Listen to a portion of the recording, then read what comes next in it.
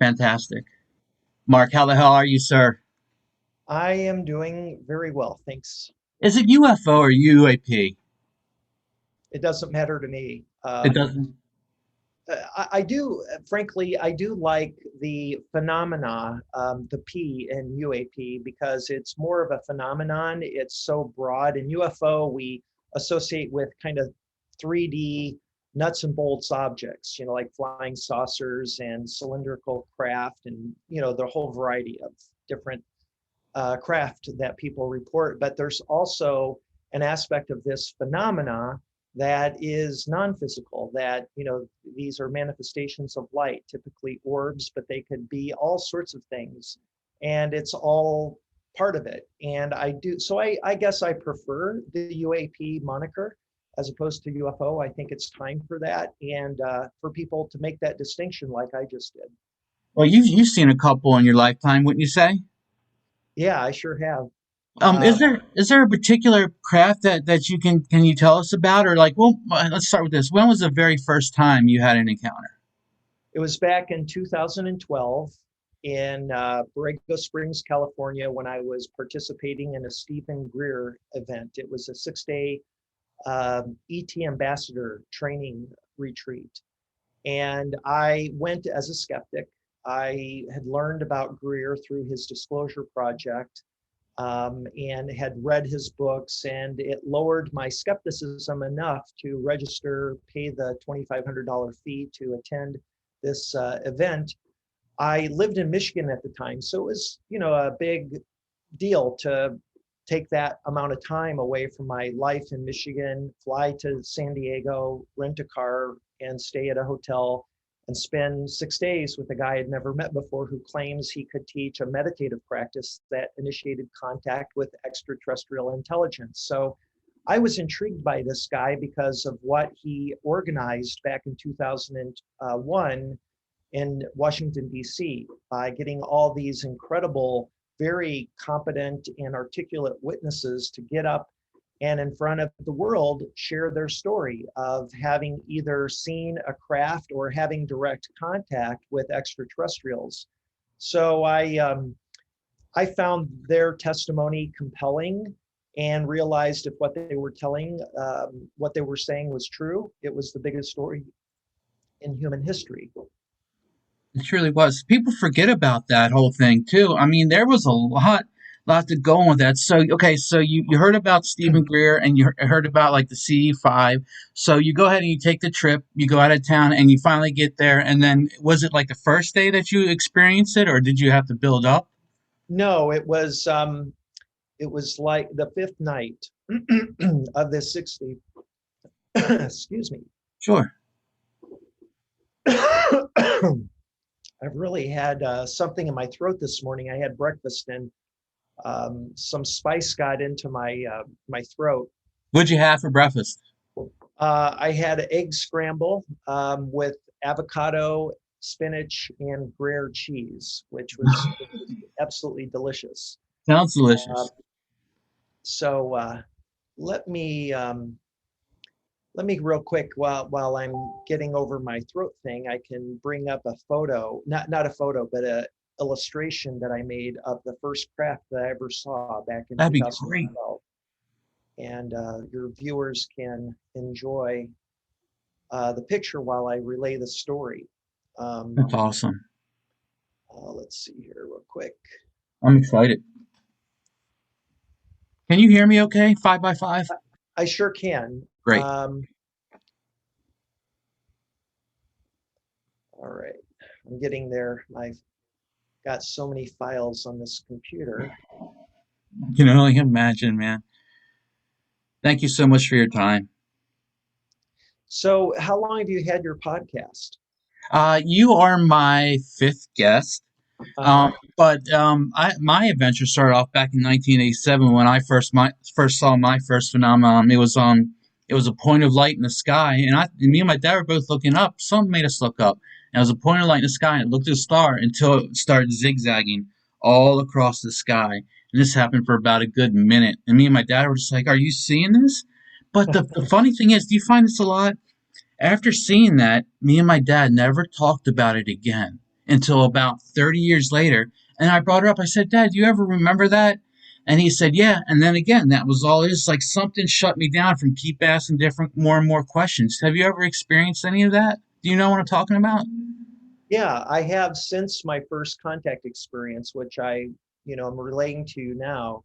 Um, so, as a consequence of my trip to Borrego Springs, I returned to Michigan and began my own CE5 group there with some other friends. One being Kimberly Porth, who lived nearby, south, where I lived in Michigan. And so she and I started a group, and then Marcel Vidovic joined our group, and we had amazing results getting together, and we saw the kind of phenomena that you're describing. Wow. Yeah, it's so exciting. You say that was your first time was basically just like a point. Did you want to get a pull a graph? I can get a drink. Is that what you wanted? You still With that, there? It is. Oh yeah, I remember you talking about. This is the Oh gosh, what is this geometry shape? I had it written down. it's called a Um. geodesic ellipsoid. Yes, sir. And that looks exactly like a tic tac if it was glowing. Yeah, it's not quite a tic tac. It's close, but I believe that these craft or objects, these phenomena, as you could say, have the ability to shapeshift into different looking objects. And when they do this, often they're relaying some kind of information. And if you are familiar with Buckminster Fuller, he was an architect and an artist and designer, and he was the one who came up with this geodesic dome that was became very famous and was associated with him. And when I saw this appear in the sky above our group while we were meditating with Greer, I knew exactly what I was looking at in terms of its geometry. I assumed, however, that it was a craft with extraterrestrials, controlling it. But it was so remarkable because it was, for one, it appeared out of thin air. I saw it materialize gradually out of nothingness. I was looking in the sky exactly where it appeared. And as it did so, it appeared, it seemed to be kind of gradually phasing into reality, from some higher dimensional place that, I couldn't, it definitely didn't appear to be a cloaked object. I've heard and read about accounts where people know that a object like a UFO or flying saucer is nearby, and it appears to be cloaked because they can hear it, they can feel the vibration it's giving off, and they can see the effects it has, like on the treetops. Um, but this was completely silent. It appeared above our group, and then just as quickly as it appeared, it disappeared. And it was moving the entire time. And so the stars that were behind it were visible at all times as it phased in and then phased out. It never fully materialized into a solid object, but Wow. it had this unique corona around it, and a quality of light and color that I had never witnessed before. It was otherworldly. It's the only way that you can describe it. Is that pretty close to the color right there? And I see you finally got your black around it in between the aura and the shape itself. I remember you saying that Right. was yeah, you really went to get that in there. That's Yeah, great. exactly. Yeah, this is something I did about a year ago in time for the harmonic convergence, the Yeah, it event looks that I great. organized last year. Wow. And you say you could actually see through the actual. Do you say you think there were actually ET in the craft or I don't, because I saw it so clearly as it materialized. It was uniform in terms of its translucency. So, you would expect that if it were something uncloaking or there was something inside of it as it was manifesting into 3D reality, that if there were occupants inside, you would have some hint of them because you could see through the skin of this object. But it was completely smooth, it was uniform. throughout. So it just appeared as like a emerald jewel that reminded me of Buckminster Fuller's geodesic sphere, only it was elongated. So that made it an ellipsoid object, not a spherical object. So that And was God, yeah, it please, was no, only please. visible for about 3 or 4 seconds. And it pretty much came down on like an angle, and then almost, did you say it disappeared into the earth almost, kind of too, or it just Well, went? it was descending rapidly from the sky, and it was, I would guess, about a quarter mile up in the air above us. And it wasn't directly above our heads, it was to the east northeast and descending to the south. And as I was looking at it, I, I kept my eye on it, and it came to the desert floor, and then it just quickly dematerialized. It wasn't like snapping out of existence. It again, gradually, as it approached the desert floor, began to fade and disappeared again. And it didn't slow down. It looked like it was on a trajectory to crash into the earth. And what I believe now is, of course, this is a higher dimensional object, whatever it is. And it would, uh, hold on,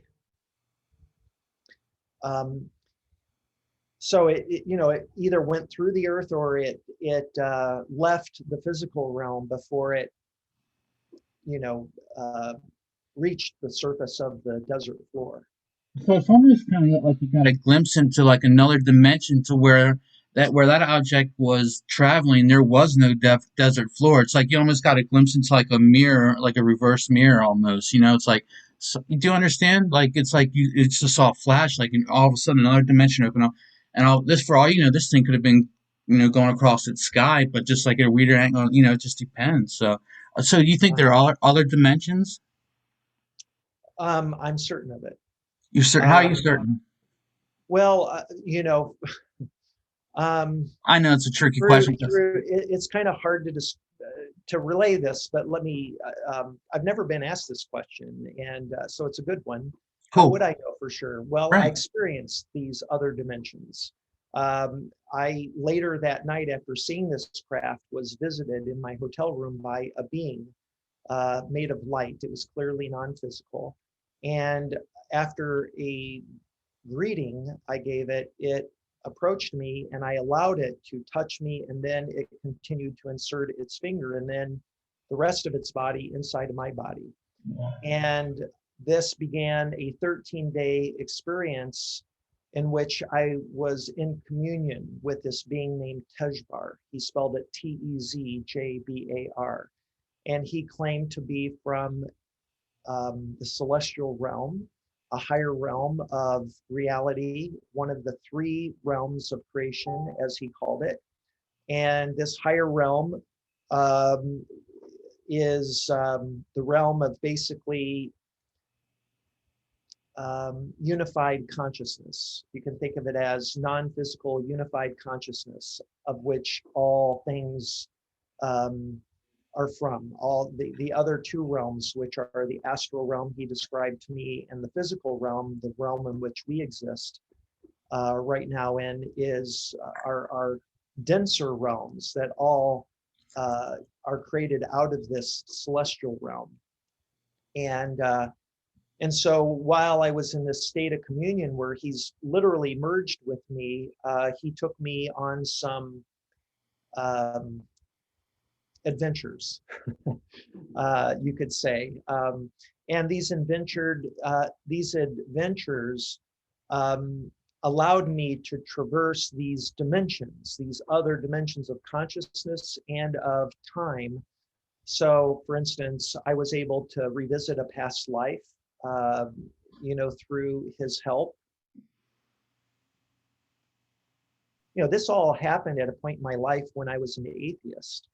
And when he first merged with me, I began interviewing him, interrogating him, like, what are you? Where are you from? And he said, I'm from Earth. And I said, you don't look like any Earth creature I've ever seen. Can you explain this to me? And he said he was once human, like me, that lived thousands of years ago, specifically about 3,000 years ago. and he told me where he lived on the earth. An area he told me was Tierra del Fuego. I've never heard of this place before he mentioned it. And when he died as a human being, he ascended to a place he called the astral realm. So this began this education I received from him that I would only describe as a multidimensional education. And so one of the first things he did was regressed me through this experience of traversing my timeline, my personal life timeline. And I was able to experience a previous life that was roughly 2,000 years ago. And I experienced the last few moments of that lifetime right before I was executed. And what was interesting about that experience is that I really gleaned the nature of this individual that I was 2,000 years ago, what he was, who he was, what the situation he was in, why he was about to be executed, who executed him, the whole scenario. And I also was left with this imprint of that this was a very religious man, a man who was a follower of Jesus Christ. He was an evangelist of sorts, and he was out proselytizing in effect, and basically doing this as a sense of duty, an obligation to God, because the Romans were engaged in these terrible atrocities, in the arenas. This was a business that had become very lucrative to the Roman Empire and to, the emperor. And what they were doing, of course, is building these arenas, which were effectively entertainment centers where people would come and watch blood sport. Gladiators fight to the death, and these exotic animals were being brought up from South Africa and being released, and they were fighting to the death. And this was all done as entertainment. And I, of course, saw this as an affront to God, because these were beautiful creatures, God's beautiful creatures. And what was more was that the Roman emperor was claiming to be a god. And that was an affront to the true God of Jesus Christ. And I was out, claiming he's a false God. Don't listen to him. He'll save your souls, basically. This is really, terrible. And so what would happen is I had developed a following of other Christians and others that were moved by my effort to bring attention to this terrible thing that was happening. And so I had some political clout. I had, developed a large following, you could say. And I was being warned as I was doing these protests outside of the entryways of the Colosseums, these arenas around the Mediterranean. They were, Wow. It wasn't just the Colosseum in Rome. It was the Roman Empire extended all the way down, past Alexandria into Libya and further west on the north border of Africa. And so I was traversing from like Damascus down to Libya and everywhere in between, but I was based in Alexandria, and that's where I was sentenced to death, and I experienced my death. And Wow. and so for an atheist to have one of my first experiences with Tejbar, to learn that I had been this evangelist, was quite mind-blowing, as you can imagine. It was it was a real wake-up call. Which brings me to my next thing. Can you suffer something like a PTSD from that? Can you, not necessarily a way a soldier would, but from coming back from something like that and knowing something, does that affect you mentally going forward? Well, it certainly does, but not in a way that I would call a PTSD way. In a good way, It right? really forced me to reflect on a number of aspects from this experience. One, about the fact that I am, this incarnation of Mark Sims is just the latest model of a series of lifetimes. And this, forced me to recalibrate my worldview on my atheistic philosophy. I, experienced my previous lifetime, and so I that was pretty convincing that somehow there's a part of us that survives the physical death to continue its journey of experience, and that the modus operandi involved here is reincarnation. And according to Tejbar, I went on to learn that there is a purpose to this. And ultimately, we graduate from the human stage of evolutionary consciousness to something bigger. And so that's one of the messages I have for humanity through my own experience, that we're just babes in this process. And I feel I understand what it's about and what the purpose of it's for, and what Earth is ultimately. Earth you can think of as a school for soul development. So you said there are basically three realms, and the next realm is the astral realm. Does that explain astral projection and how you can project and glide? Actually, do you actually? Sure, yeah, it sure does. So I think this would be a good time to introduce something I call or Tejbar referred to as the Universal Consciousness Development Chart. And it's simply a model, an attempt to explain how this evolutionary process of consciousness works. And so give me a moment, because I forgot to plug in my computer and it's getting low on power. Absolutely. And I have my charger here, my adapter rather, right here, and I can plug it in. May I ask about your medallion around your neck? Yes. Is that a medallion? Is that what you call it, a medallion? Yeah, well, it's a Oh, locket, but so it's here, I'll get up close. that's It's beautiful. a sacred geometric figure called Metatron's Cube. And it's something I personally designed and had made by a friend of mine who's a jeweler in Bali. And on the Wow. back, it has the seed of life. Nice. That is And so beautiful. inside it has a little clasp, and when you unlock it, it opens up, and you can put things inside. And what I've got in there is a four-leaf clover. Actually, I've got a bunch of four-leaf clovers. Oh, get out. That Yeah, is so cool. and so Wow. it's very special to me. And I made these in part to either give away to special people who are doing important work related to disclosure. That's great. Um, and then I also sell them to people. So if anybody would like to buy one, I don't sell the one with Yiming Zhu, but I have another one with the center. This Yiming Zhu, I'll stay here real quick. I just want to show you this. Please.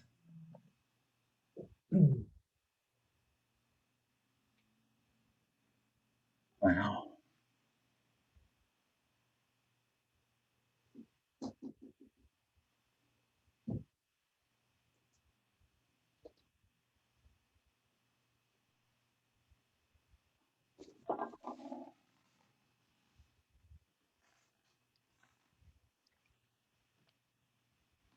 Well, what I can do is, so basically, this is Oh, Yiming Zhu. And Yiming Zhu is a luminescing stone only found in China. And it comes in three colors: purple, which is the center, then there's blue, those are the 6 dots of stone on the, around the purple, and then green Yiming Zhu is on the outside. wow. And so it's a very rare, precious stone. And so these lockets end up being quite expensive to make. And I sell them here in Ojai, where I live. There's a special place where I sell them, and I'm going to eventually have a place on Etsy or something. I haven't decided where I'm going to sell it yet. Okay. But the other version of this, which does have Yiming Zhu in the center, a piece of green Yiming Zhu, and it has amethyst or on the outer, and then on the inside it has moonstone. They're really really nice. And Yeah, so they're far it's beautiful. sold. So if you'd like, I can, text you or send you in chat the costs. And that, They're um, they're $699. That's how that's much. beautiful. Yeah, that way will you send me a link also so I can post it too, so that way they can get in touch with you in case they do want one. Yeah, that Is would that be okay? great. Okay, Yeah, that okay, would yeah. be great. So we were on I've always tried to practice astral projection, and is it just basically, is there an easy way to do it? To do astral projection, Yeah. What's your um, method? well, I've never astral projected. I think that I may have when I was communing with Tejbar over this 13-day period. I do think that this experience involved me leaving my body. But, people often talk about as they do that they look and they can see their physical body laying in bed, for instance. And I didn't have that experience. I just closed my eyes and suddenly found myself standing in another man's shoes when this regression experience began. Um, so let me let me bring up the Universal Consciousness Development Chart, and we'll come back to this question of astral projection. That'd be So I'm great. going to share the screen. Here it is.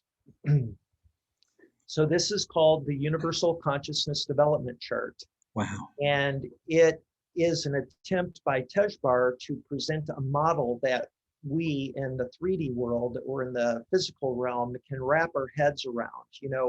It's simply a model to explain multidimensional reality. And it turns out, according to Tejbar, that there are three categories of dimensions. There's space, or he calls them dimensions of freedom, of which our three dimensions of space are a subset of a 9-dimensional, higher dimensional space. You can think of it that way. And that's represented in this chart by the green column, okay? Okay, I got you. Then you have 2 dimensions of time, real time or linear time that we experience. And our 3 dimensions of space combined with linear time or real time make up this object coined by Einstein called space-time, right? This is out of his theory of general relativity.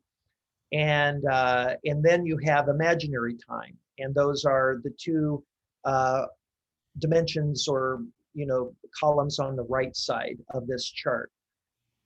In the middle, you have the yellow area depicting 15 dimensions of consciousness. And this is organized into 3 rows. Okay, so on the left side, you can see these 3 realms labeled as the celestial, astral, and physical. And we have physical on the bottom for 2 reasons. It's in the evolution of the universe, in the cosmogenesis story, as we know from the scientists who came up with the Big Bang Theory, which I happen to believe in, you have this moment of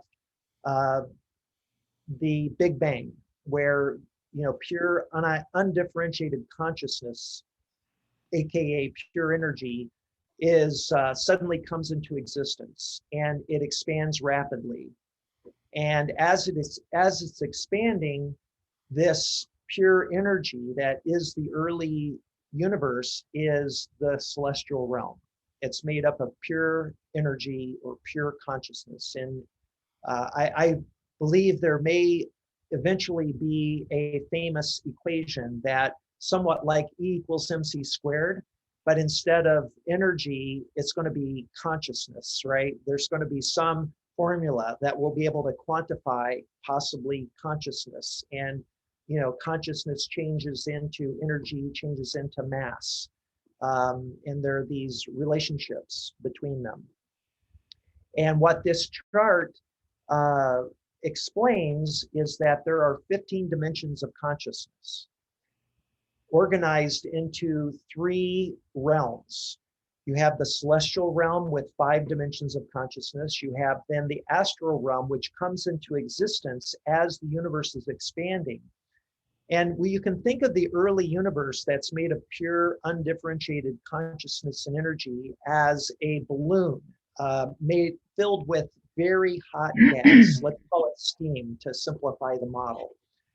And its leading edge, the skin of the balloon that's growing rapidly, that leading edge is cooling down as a consequence of it moving away from the point of the explosion, the source of the energy that's causing this expansion. And a transition takes place suddenly. We call it a transition state, where a gas turns into a liquid. So steam, water that's really hot in the form of steam will suddenly turn into liquid water when it hits a transition state. It's a combination of 2 things, temperature and pressure. And so when the conditions are right, it will suddenly condense into water, liquid water. And so this is the way to think about how this transition state begins the birth of a new realm that we call the astral realm. And then this balloon continues to expand. Now, as it continues to expand, it hits a second transition point, and that is where we turn from water into a solid, from liquid water into ice. Think of it that way. And each time we go through these transition states, the following happens. There's a transition into something more dense than the original form of this energy or matter in this analogy. And so each time we're getting a more and more dense state of reality. And with the physical realm, which is this third realm created by this second state transition as the universe expanded, was what gave rise to the universe that we see and exist in. But it's important to keep in mind that our physical realm is simply a subset of a higher dimensional reality that is the astral, and above that, the celestial. And a good way to think about that is to think about like a 2-dimensional surface, a plane, which is a subset of a volume, right? So if we take a piece of paper and think of that as a 2-dimensional surface, the way we get to the next higher dimension is by creating a new axis perpendicular to the other 2 that make up and define the plane. And that's how you get to the next higher dimension. So the point here is that we live in a 3-dimensional space-time universe, but it's a subset of some higher dimensional reality. How would we get to that? How would we create a new axis or dimension perpendicular to the other 3? And that we can't do because we have no concept. There's no way we could point to this dimension.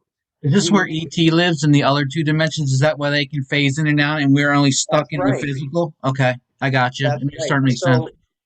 Yeah. So you can imagine that, if you had a theoretical flatland, a world in which you had perfectly 2-dimensional beings that had no height, that were confined to the surface of a piece of paper, their flat world, you could observe them without them being aware of you, right? And you could be above flat land and watch them do their thing, go in and out of their homes and interact with one another. And you could actually see what they ate because you could see inside of their body, and you might even be able to determine what they were thinking at any given moment because you could see the brain working. And you maybe with special technology, you could actually decipher what their state of mind was at any given time.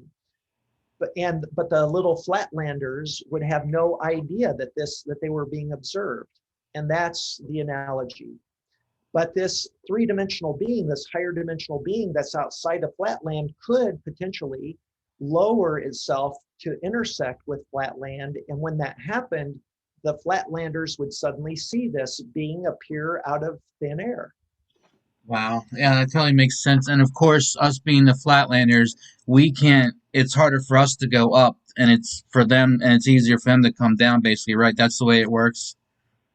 Does that Yeah, make sense? Also, so ET also came from the Big Bang also, right? Everything came from that little condensed so where did the first where did I guess the God particle come from? Where do you understand like how did that happen? yeah. Well, I believe that there's this prime creator um, concept. We often call God. Some people call it the Great Spirit, the unnameable, uh, the um, all these labels, right? And I subscribe to the idea that um, that that basically all that we experience, all that we see, touch, and feel, including ourselves, is a part of that. Is part of this unified field of energy or consciousness, whatever it is, and it's a mystery. I couldn't tell you exactly where it comes from, or um, but I know it exists. I know I believe it's a conscious being. Oh, okay. Um, Instead of energy, you think this energy has a consciousness. Okay, that's interesting. yeah, and um, let me give you some ideas. Again, models are very useful for us to Yeah. help wrap our heads around it. Um, Matter, an atom, which is a unit of matter, has a proton in its nucleus and an electron. And in this example, we're talking about an atom of hydrogen, the simplest element in the periodic table. And that proton is made up of uh, subatomic particles, things that we call quarks and gluons. And there are three quarks specifically, that two up quarks and one down quark that are held together by a force. We give the name a gluon to it, to this particle that in part is a force that keeps these three particles together, and they somehow aggregate together and they manifest a proton. And as a consequence, that proton has mass, where these other particles don't have mass. So it seems that as these subatomic particles that scientists have discovered over the years, that are made up of pure energy, somehow can come together and persist. It's almost like taking energy and tying it into a knot, and that knot is persistent, and it has a new property that we call mass, and it's got other properties. These protons have a charge, they have a diameter, they have a location in space, and around a proton you have its uh, antiparticle, or its complementary particle that we call the electron, and it also has mass, and it also is a subatomic particle, and it aggregates with a proton to create a atom. And so what I'm trying to relate is that a atom of hydrogen with one proton and one electron, where does that come from? Well, string theory, superstring theory in particular, makes an attempt to explain how energy vibrating with a specific amplitude and um, along a dimension called a line or string. That's where string theory basically gets its name, is that uh, all these string theories that make up superstring theory predict two things: that when you continue to drill down and take apart an atom into its constituent elements, these protons, and then um, subatomic particles like gluons and quarks and fermions and electrons, all the things that we know about, you get to a point where you can no longer divide it. And what you're left with is this idealized string, a one-dimensional object that's like a thread that has a specific length and it vibrates at a specific frequency. And that frequency is dependent upon the amplitude and the amount of energy imbued into it that then determines what kind of subatomic particle it is, okay? And so that's what string theory basically predicts, is that when you really go down and keep drilling down smaller and smaller, you get to a point where you can't get any smaller. And this is the realm of quantum mechanics and quantum theory and all the weirdness that comes from that. Entanglement. And then the other thing that these superstring theories predict is a number of dimensions. It doesn't say anything about what these dimensions are, except for our 3 space dimensions and 1 time dimension, but they all predict more dimensions than the 4 dimensions that we know of in space-time that come out of special general relativity. And in this chart, in the upper left-hand corner, are the 8 string theories that make up superstring theory, including bosonic, closed, and open. They predict 26 dimensions. The next 5 in this list all predict 10, and then M theory, which has become the most talked about and popular of the string theories, predicts 11 dimensions. So the question is, why do they disagree on the number of dimensions, and what are they pointing to? What are they informing us about these other extra dimensions? Well, scientists don't really know. They have guesses. Some of them educated guesses, but at this point they're still guesses. There's a very famous string theorist named Green, forget his first name, but I think Brian Greene, who talks a lot about this, and he's wonderful. He's a great guy who has become kind of a activist, trying to teach people, lay people like me and you, the concepts that embody string theory. But the big question here is, why do they disagree on the number of dimensions? And it is my personal belief, based on my teachings by Tejbar, is that reality is like a hologram. Another analogy would be a multifaceted jewel. And so if you look at a diamond, for instance, that's got many facets, and you look at it from different angles, you're going and count the facets on the surface, you're going to get a different number of facets. And so to really understand the true nature of the diamond, you have to look at it from different angles, from the top, from the bottom, from the side. You have to rotate it. And those different perspectives are like these string theories. They're different perspectives of the same object, of reality, that object being, reality in the universe that we live in and experience. Now, getting back to this yellow area, these dimensions of consciousness, what am told by Tejbar is that these 5 dimensions of consciousness down at the bottom correspond directly to the 5 physical senses.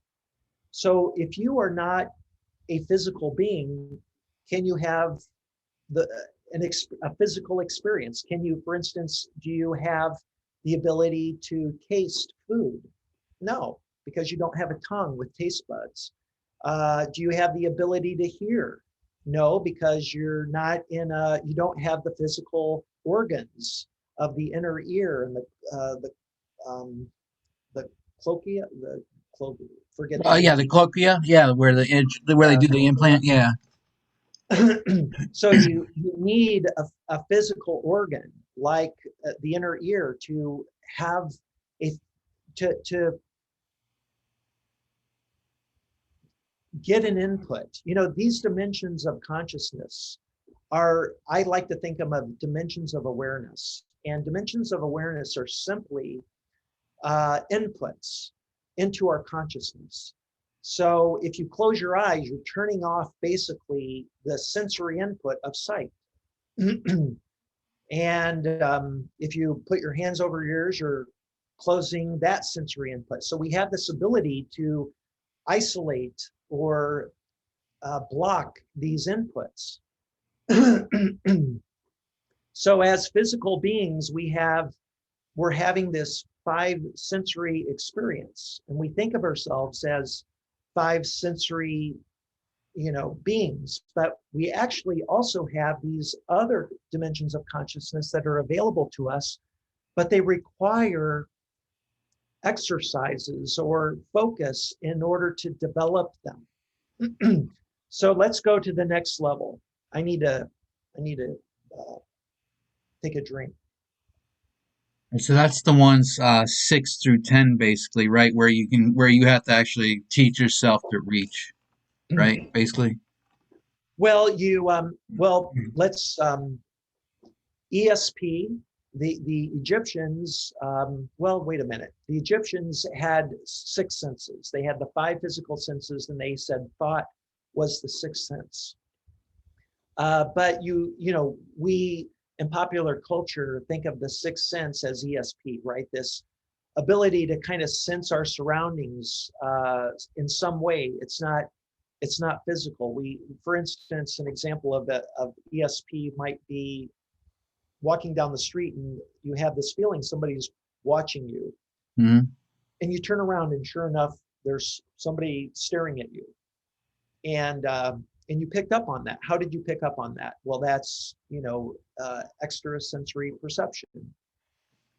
Astral projection, I believe, is a astral level dimension of consciousness. And with practice, and I know people who've done this, who do it easily, who can place themselves in a state of consciousness where they can physically leave their body and they're a point of consciousness outside of their body, and they can go places, and they use the power of thought to control where they go.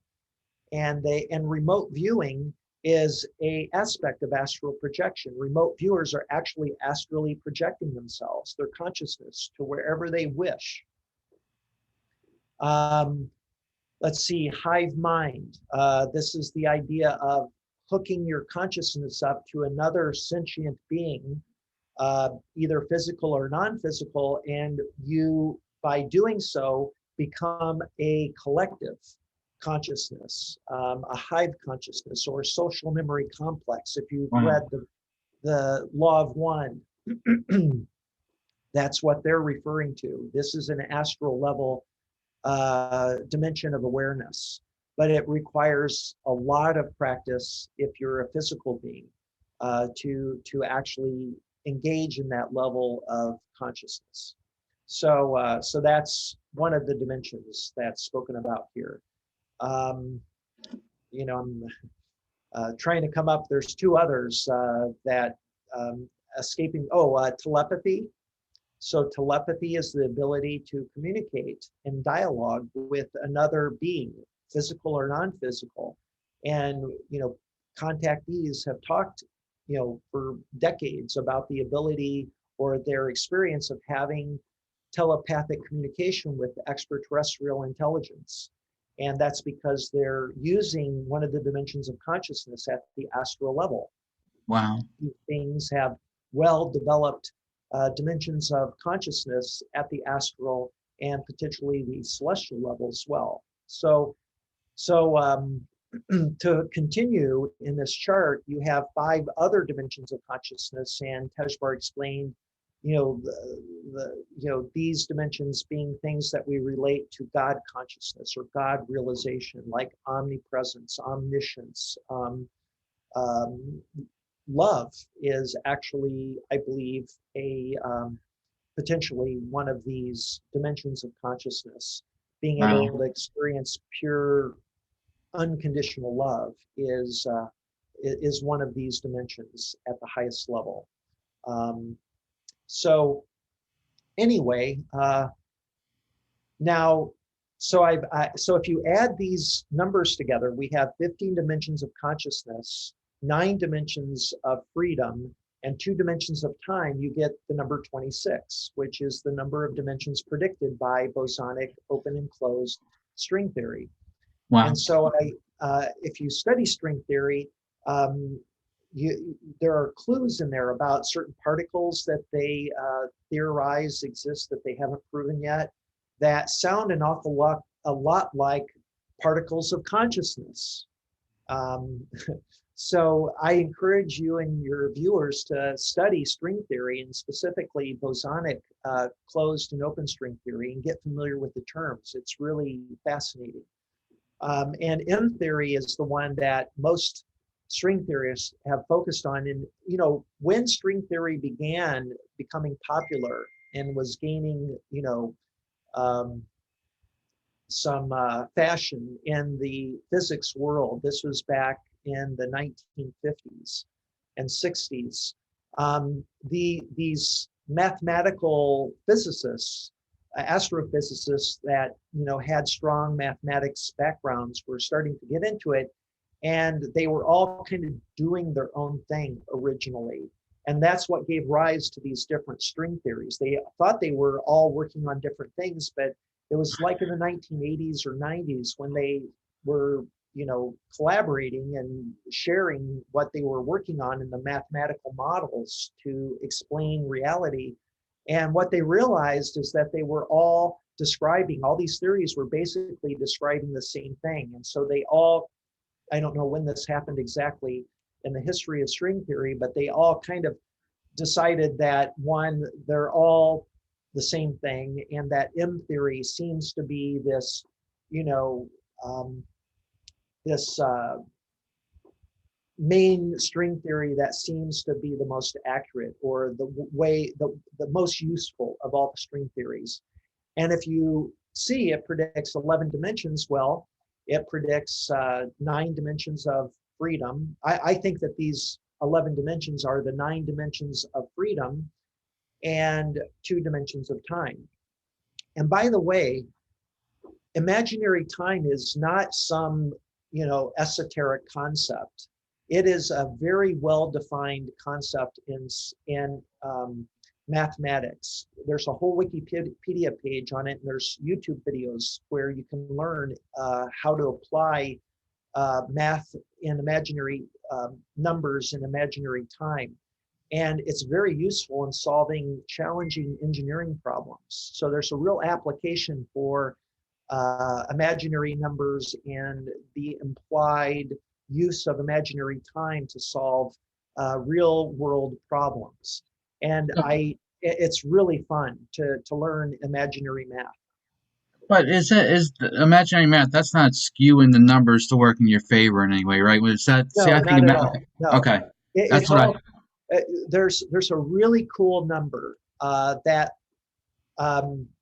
really stands out in this area that I'm describing, this, you know, little branch of mathematics called imaginary numbers, and that is the square root of -1.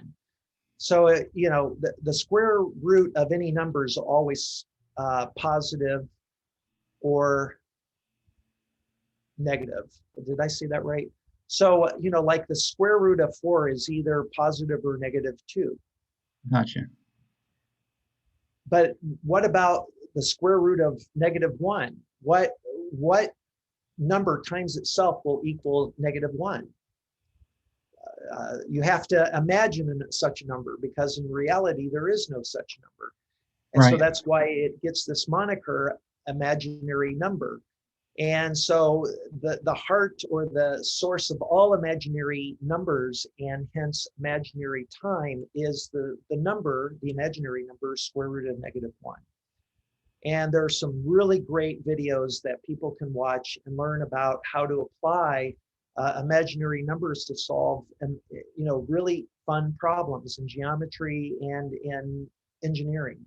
Do you think, what, with all this being said, what, how do you think, so the ET would basically let us hurt ourselves, but they can't interfere with us, right? With, and then, Well, they can under certain conditions. There are cosmic laws. You can think of them as spiritual laws that they adhere to for a variety of reasons. The reason I believe that they're so aloof and reclusive is because they would freak us out. Hmm. if they were suddenly to impose themselves on the human family. If they, for instance, all of a sudden started appearing, hovering above the major cities of the world, we would think it's, Independence Day, Hmm. uh, you know, in real life. And it would be very scary for most people. Even appearing as lights in the sky that are clearly that aren't natural phenomenon, or stars, or shooting stars, meteors, what have you. So they've remained mainly reclusive. Now there have been in human history exceptions. I believe that the Anunnaki story is a true story about our origins, in part where these extraterrestrials land and do genetic engineering to create a race of gold miners, workers to help them mine for gold to save their home planet. And I think that's really, kind of the heart of that story, that they weren't trying to enslave us. They just had a limited number of workers from their homeworld to mine for gold, and they needed this precious element to take back to their world to save the world, because their world was overheating from their their sun. It was I don't know exactly, nobody knows exactly why their homeworld was beginning to overheat, but it could be that they were having a global warming problem of some variety. Maybe their sun was getting harder, it was growing, and they were building. One story is that they were building a shield of gold to reflect the radiation, Right. Yeah, I and heard that. control the amount of sun that would get to the surface of their homeworld. And the stories go that when they brought some of the volunteers from their home world here to Earth to mine gold, that when they would return back to their home world, they would suddenly age rapidly and die. There was this problem. They couldn't return, and or they would die. So they began trying to find a solution to this problem, because their homeworld still needed the gold, and if they could ship it there, that was beneficial, but they could not themselves go back, so they were kind of stuck on Earth. And so in that context, you can think of the Anunnaki not as enslavers of humanity, but simply, engineers, genetic and space engineers that were trying to save their homeworld. And what they ended up doing, since they were stuck here, is they bred with the women, the Earth women, the native, women here, and create a hybrid race. Well, with that thought, then they'll never show themselves to us. Then, with if Well, the fact of the matter is that they will, and second of all, that we are them, that we're their progeny.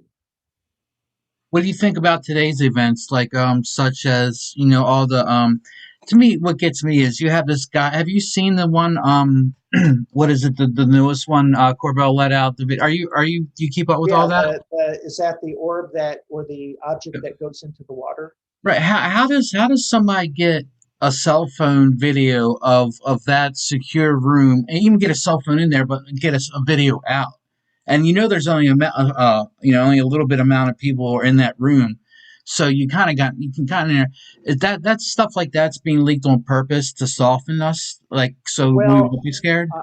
I don't know exactly the answer to that question, but here's what I theorize. My hypothesis is that this has been going on for many years. Remember the 60 Minutes interview with Lieutenant Ryan Graves, the F-18 squadron commander that was flying off the coast of Virginia Beach. He made this remarkable statement that he and his squadron were observing these UAPs on a daily basis for over 2 years. Now, you can imagine that these guys have cell phones and they're out there interacting with these UAPs and taking photos or videos. Exactly. And so eventually that gets leaked. They're sharing their pictures with each other, and somebody feels like, this is it's got to be frustrating to them, number one, that they know they have to keep their mouth shut, and yet this is a very persistent type of phenomenon. And the Pentagon is telling them, no, you can't talk about it, or you're going to get in big trouble. And so you can imagine the frustration that comes with that after so long. Here, I'm gonna drop this chart. Okay. Yeah, that was great. Thank you so So much for sharing that. yeah, you're welcome.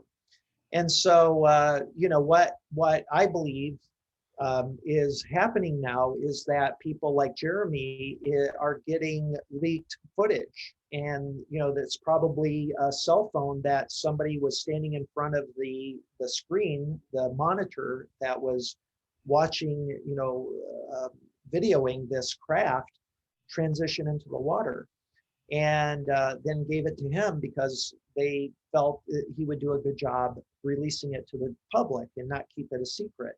Right. And I applaud both the person who did that and Jeremy himself for being so courageous. It's really, really important that this information begin coming out. It's ridiculous that it's taken this long, um, and the time is right. Regardless your philosophy or your feeling about disclosure, it's very, very clear that we're ready.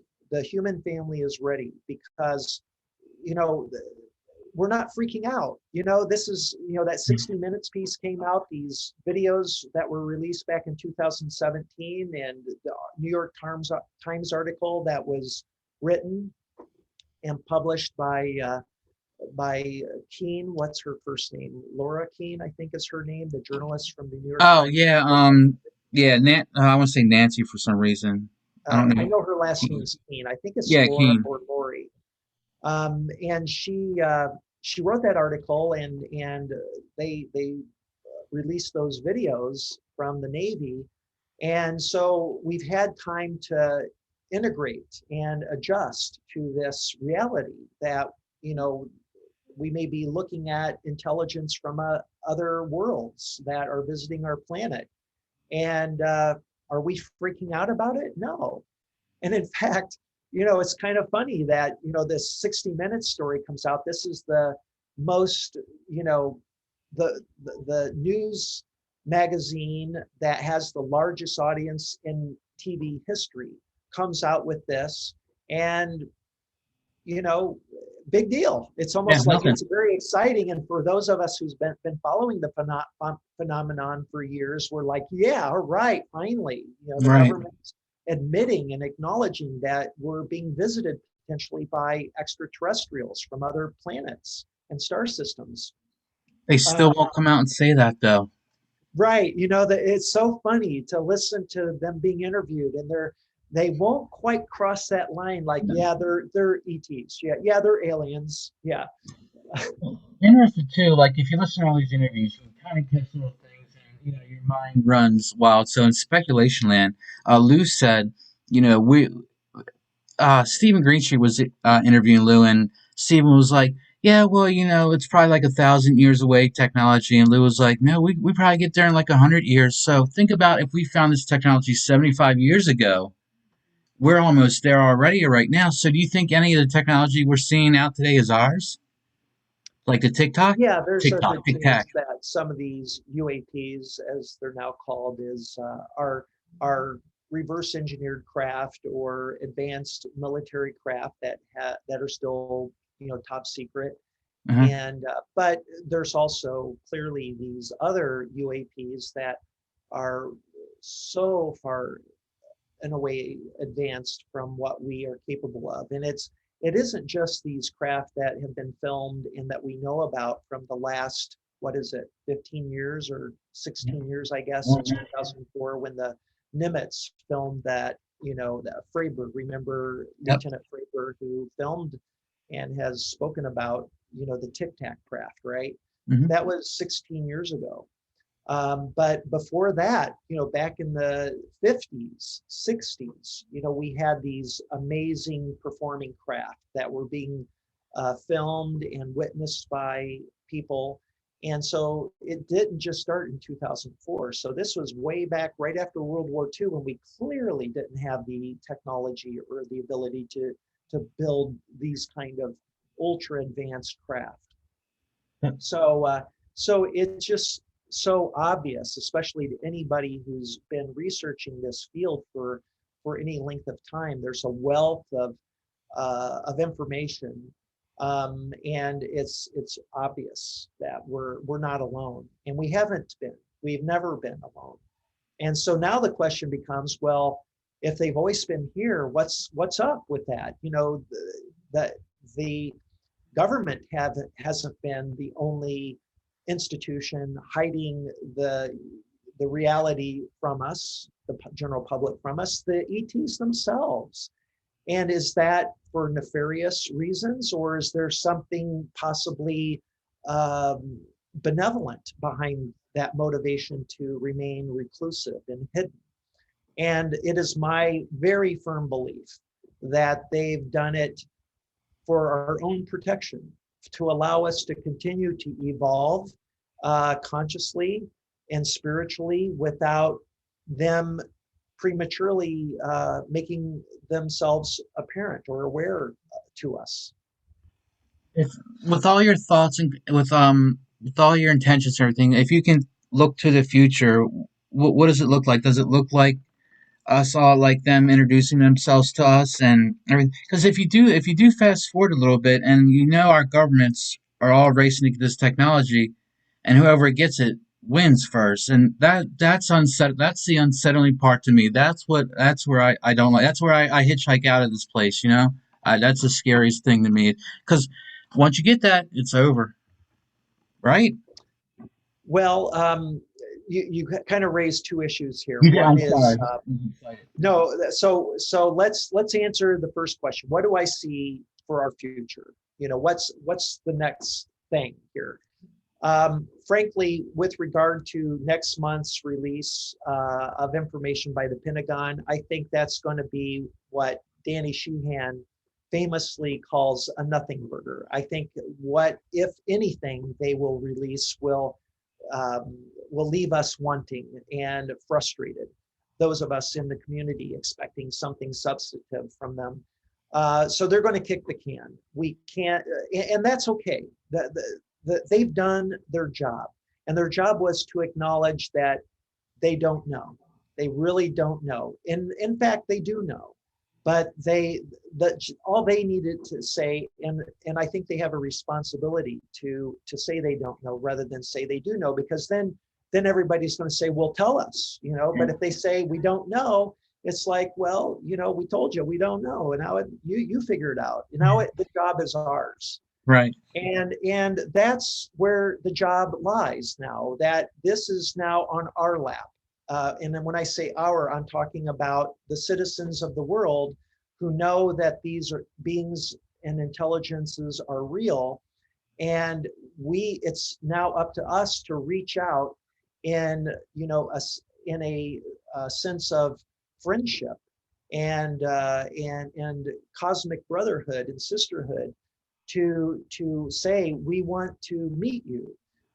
We would like to establish a diplomatic relation with you, one in which we're on equal footing, where we know you're not to be feared. We know you're not here to take over our planet or to, you know, take over our bodies or eat our brains, you know.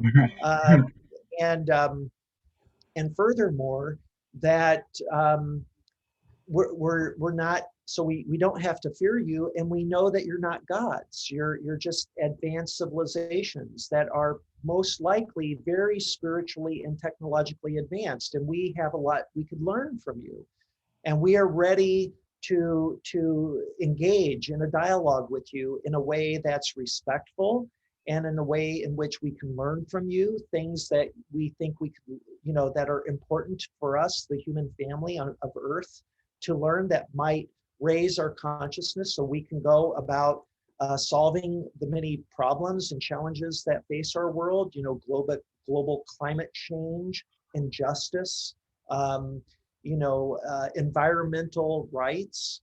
You know, these are things that we as a human species need to take responsibility for. And I think they have a lot that they can share with us on how to go about doing that. And maybe along the way, as we establish these diplomatic relations, and we're challenged with, for instance, climate change and pollution, and getting off of fossil fuels. Maybe they have technology that they'd be willing to give to us to help clean our oceans, remove all the particulates, the plastics and other things that are you know, causing our oceans to become acidic and threatening the ecosystem. Maybe they'll give us access to new technology for energy creation that's clean, and we can begin implementing that on a limited basis. But what, of course, they'll want in return is a guarantee from the human family that we won't use that technology in ways to for instance, weaponize it, or to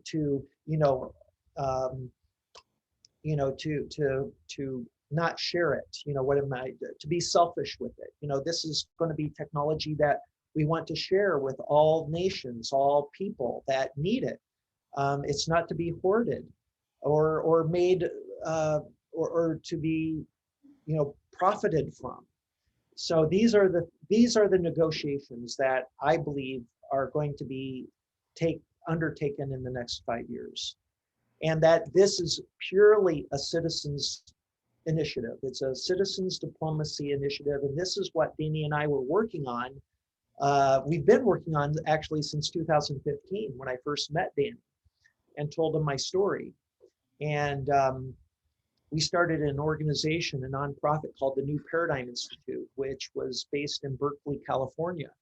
And the goal of that institute was to create a place where we could begin having a dialogue about the philosophical and theological implications of the fact that we're not alone, and prepare the leaders of the major religions of the world about how are they going to address their followers with the reality that there's life elsewhere and they're right here.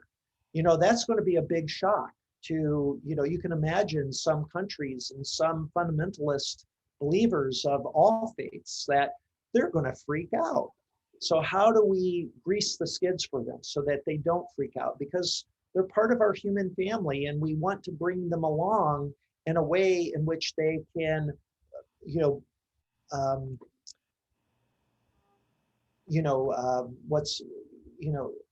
integrate this reality in a way that's not based in fear or in worshiping them. Yeah, that's two things. That's totally, with all this light and everything you're talking about, and how everything, there has to be a dark side to the ETs, right? Isn't there? I mean, where there's light, there's dark, yeah, right? there is a dark side. That is a whole other subject. That's another. I got you. Yeah. And so, we're already now going on over an hour, Oh, I'm and I sorry. do Okay. have to go. No, it's good. It's really good, and I really appreciate this, Greg. I appreciate your time, Mark, more than anything, man. You're a good dude, man. You just good people, and thank you so much for your time. I can't. I hope we have the time to talk again. I honestly do, because I got so many more questions for you. Yeah. Let's do this again, because Absolutely. you really caught me at a perfect time, because I've been preparing for the last 9 years of my life to come out of the closet, so to speak. I'm getting ready to release a book about my experience with Tejbar, all the things that I learned. And 13 days, right? 13 days with Tejbar? That's right. Well, I've changed the name to simply Tejbar, Nice. Making Contact with a Celestial Being. That's the subtitle. Okay. And I'll really quickly throw up a image of the book. Please do. I love it. It's a great. Matter of fact, if you go to your website, when will we be able to order it? Is it available for order now? It isn't yet, but Okay. I will be making it available in July, if not sooner. Fantastic. In fact, yeah, I'm laughing because I'm leaving tomorrow morning to stay with Danny for 5 days. Nice. And part of that trip to be with Danny is to forced Dan to. I'm so busy with so many things in my, I've got so many irons in the fire that I can't finish my book, and I'm going to deputize Danny. Oh Don't no. let me out of this room for the next until my book's done. I'm saying, like, put an armed guard outside of this. Don't let anybody talk to me. Don't, because it's really going to, and Danny will do it. Danny will, lock me in a room in his house, and they'll come and feed me and make sure I'm, hydrated, and and they'll check on me to make sure that I'm okay, and I'll get the darn book done. And so Right that's on. what I'm about to do. I'm literally leaving tomorrow. We have this big event this Saturday that everybody should watch. What is it? That's the Saturday Night Alive event. So I'm going to put here. Let me put up the book first of all, so Yes, your please. viewers can check this out. This is the current book cover. Oh, That's oh Mark. yeah, I haven't seen that. That's great. Wow. Yeah, isn't that cool? That is So really cool. I hired a professional artist to do this illustration, and this is the moment that I opened my eyes in my hotel room on the early hours of November 16th, 2012, and this being is standing at the end of my bed. I mean, talk about uh, a crazy moment in my life. This was a real shocker. Whoever And did this is amazing because it glows off the page. It's actually like glowing. You see, I mean, it's beautiful. Wow. it really is amazing. It really captures what I was looking at from my point of view, sitting in the bed, and also, I've kind of taken a little bit of artistic liberty. This, kind of mosaic pattern emanating from his head wasn't actually what I was seeing at the time. Everything else is what I saw, but it's this idea that he's projecting consciousness and telepathic communication to me, and it was a real um, profound moment in my life. Two quick things. Is thought so we can go faster than the speed of light, and that is probably the speed of thought. Don't you think? Like if we can learn to travel the I speed of think the thought, speed of thought is faster than the speed of light. sure. Right, and that's how like a lot of people go. And then also one quick, I'll let you go. From Are we going to shake hands with ETs within our lifetime? One day, you definitely, you will. You think so? uh, I predict I will also. Nice. I think our window is somewhere between. I have picked a day just because I think it's important. Not that I'm a prophet or anything, but I'm putting a stake in the ground, and I'm giving this date to you right now. Nice. May 3rd, 2026, I believe, will be contact day. The real day when this is a major event where there will be a being or a craft that will land in a secluded location that is safe for them. They'll emerge from the craft, and the first face-to-face dialogue will happen on international television. Wow. Could you imagine? Wow. May 3rd, 2026. May 3rd, 2026. That's beautiful. Again, thank you so much. And what your website also? It's a great website. What's your Yeah, website? Mark Sims. Here, I'll put it in the chat, or I'll just bring it up here. Yeah, Let please do. me. And I'll put a link to also. Yeah, it's a cool website. You've done. I don't know how you've done all what you've done in your lifetime, brother. You kept busy. Thank you. I have been busy. So this is marksims.com, and you can scroll down, and there's a little blurb about me and my background, and this is an old video I got to replace. And then you have the about. So this is a great place for people to go to read more about my background. So talks about my education, my first business, my second company, and then my second company was a nanotechnology company, and I have some animated gifts that are of real designs I did, nanoscale designs that I did at my second company, Nanorex. Yeah. And so you have like a worm gear here on the left, a differential gear in the middle, and a planetary gear on the right. And these were all theoretical gearing systems that we designed in atomic resolution and simulated with our software. And so we had a molecular mechanics engine, we had a quantum mechanics engine where we could analyze. And then we added support for DNA to model things out of DNA because we realized that we could actually design and synthesize nanoscale structures out of DNA using the Crick-Watson pairing rules of DNA. And these objects will self-assemble. So what you're looking at here on the left is a screenshot of NanoEngineer 1 with what I call the four-hole tile. It was a design I did that was ultimately going to be the substrate for an integrated circuit. And the circuitry was going to be made with carbon nanotubes with a specific chirality. And so this was going to be the substrate, and DNA is really cool because you can, as it self-assembles from single strands of DNA, you can get them to, you can program them as they self-assemble to wrap around specific locations on carbon nanotubes. And so this acts as a vehicle of bottom-up construction. And you end up with these, composite systems. And so this was the first step in creating an integrated circuit, a nanoscale integrated circuit. Wow. And I Wow. can tell you this research is still going on in IBM. IBM is doing heavy research in this area. And it was in part instigated by NanoEngineer and this research that you're looking at. And on the right, you're actually looking at atomic force microscope imagery of the four-hole tile that we synthesized in the lab. And this the NM, that's nanometers. Is that what the NM stands for? The measurement? Yeah, Okay. nanometers, that's right. That's a billionth of a meter, which is the scale of atoms and, molecules. Yeah, I got to talk to you again, my friend. I got to have you back. I mean, this is just amazing stuff. And again, and safe. So, Yeah, go ahead, please. yeah, No, please. Yeah, yeah, ballroom okay. And then, dancing. Yeah.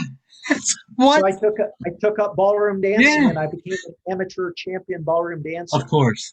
And this was in 2000, from 2009 until 2012. I was dancing, and I had just won my first championship competition as an amateur. And then I went to Borrego Springs, and this is, then that, was my meeting with Tejbar, and that changed my life. So these are all pictures of what happened. And this is an illustration here of the geodesic ellipsoid that I saw in the sky over Borrego Springs, California. That's so wild. Yeah. And Thank you. and then finally the book. This is an old cover design, and so I need to update this page. And the book is not available to pre-order yet, but I Okay. hope to have that soon. Okay. Well, after what? After this weekend or after next week, it'll be all ready, right? That's yeah, I hope.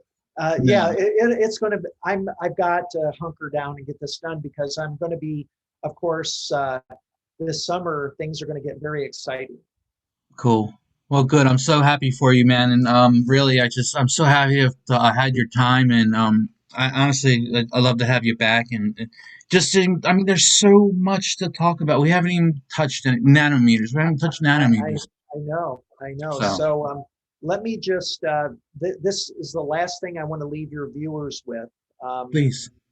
this is the poster for this weekend's event. This is Saturday Night Live.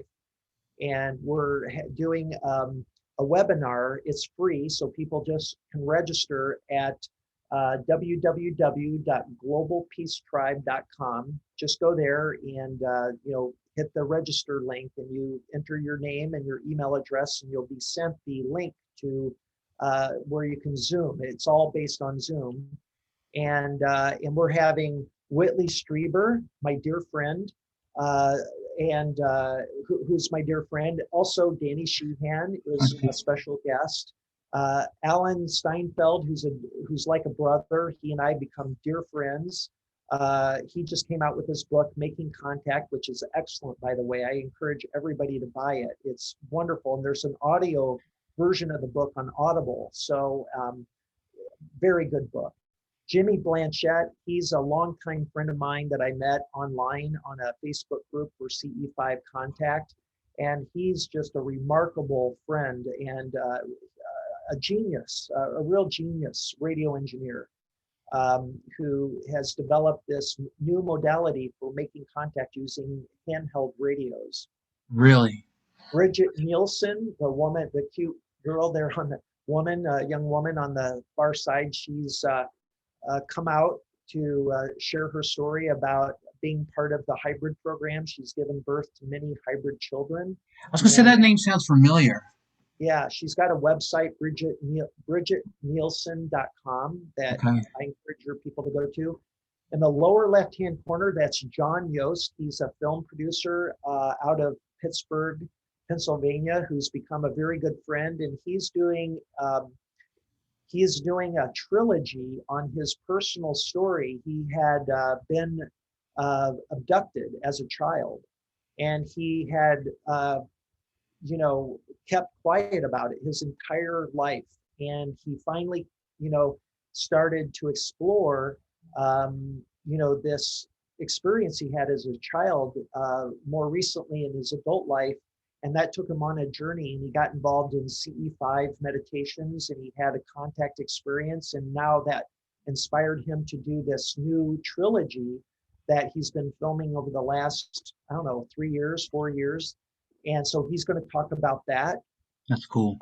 This is the woman next to him. That's Zinka Caro. She is amazing. She's a bundle of energy and just this very visionary woman who's a technologist. And she's created this website called exometaverse.com. And she interviews these luminaries on her show. And the people she's had are just amazing. Bruce Sugar is this famous music producer out of Los Angeles, who's become a very good friend of mine. He's produced all the songs, or not all of them, but many of the songs that I created for the Harmonic Convergence last year. So he's going to be on the program That's cool. talking about, what inspired him to create the first song we did together. And then, of course, you have Fanny Starchild and Vagari Cinder, the musicians. They're wonderful. And then that's Deborah Giusti and my friend, both dear friends, Deborah Giusti and Scott Katamas, who are the hosts of Saturday Night Alive. They're the creators and the hosts. So please don't miss it. It's this Saturday. Danny and I are going to be making a huge announcement about the Citizens Disclosure Initiative. And so this is going to be our big announcement. And we're basically throwing down the gauntlet that we are creating a initiative, a citizens diplomacy initiative to reach out to our star family, to engage in diplomacy and make contact, diplomatic contact with them. And he's leading the charge. Fantastic. I'm excited to see what's ahead for everybody. It seems. Do you feel something building? Does everybody says they can feel something building? Do you feel something building? Absolutely. Yeah. Absolutely. We're making contact, and Yeah. it's not going to happen, like tomorrow. Right. It's going to continue to be the process it already has. It's just going to accelerate slightly. And like I said, within a 5-year window, we're in the 5-year window of first contact. So I predict May 3rd. There might be something before that, a very limited thing, but May 3rd, 2026 will be the time the world will be watching. It's kind of like that famous movie with Gort, the robot. Oh, right, where he. Oh gosh, yeah. Yeah, with the What's the big. name of that movie? Yeah, that's so weird. Why aren't we? What's happening? Are we that old? I'm 44, so I think The Day no, the what Earth is? Stood Still. Yeah, thank you. Yeah, The original. And original. everybody who hasn't seen that movie should watch the original version. It's Yes, much better than the newer version that was done with Keanu Reeves. The original version of The Day the Earth Stood Still. Yep. That's the big event, the day the world will watch First Contact. Fantastic. I will get this out as much as possible. I'll put it on my Twitter and of course Facebook and everything. So let's All just try right. and get this out there as much as possible. So safe travels to you, my friend. Thank you. Thank you very much, Greg. You have a lovely day, and let's do this again soon. Please, it was a pleasure, Mark. It was absolutely a pleasure, and thank you again, sir. All right. Bye-bye. Safe travels.